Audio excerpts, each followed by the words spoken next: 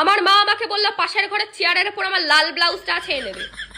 ভালো কথা, আমি তো পাশের ঘরে গেলাম, চেয়ারের ওপর 10 মিনিট খুঁজলাম, আশেপাশে খুঁজলাম, কোথাও আমি লাল ব্লাউজ পেলাম না। মাকে বললাম মা লাল ব্লাউজ কোথায়? মা বললো হ্যাঁ জানোয়ার, অন্ধ হয়ে গেছিস, তুই পারবি না কিছু, চোখ খারাপ হয়ে গেছে, চিতা ঘাটতে ঘাটতে খারাপ হয়ে গেছে।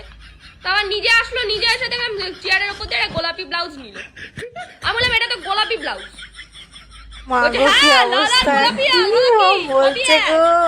বেশি জেনে গেছিস, অল্প বয়সে বেশি পেকে গেছিস, অল্প বয়সে সব জেনে গেছিস তুই জানোয়ার। আমি তোকে জন্ম দিয়েছি না তুই আমাকে জন্ম দিয়েছিস, মানে যত ঝামেলা হোক তুই আমাকে জন্ম দিয়েছিস না আমি তোকে জন্ম দিয়েছি, এই কথাটা ম্যান্ডেটরি থাকবেই ভাই।